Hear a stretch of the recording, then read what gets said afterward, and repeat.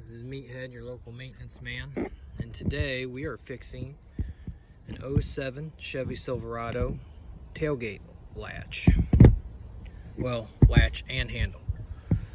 So this is the old one, and I'm going to show you what happened. It wasn't the linkage cables. It wasn't the linkage cable clips. It was none of those things.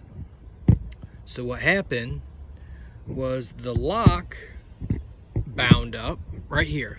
This is your lock, and it wouldn't disengage. So basically it stayed locked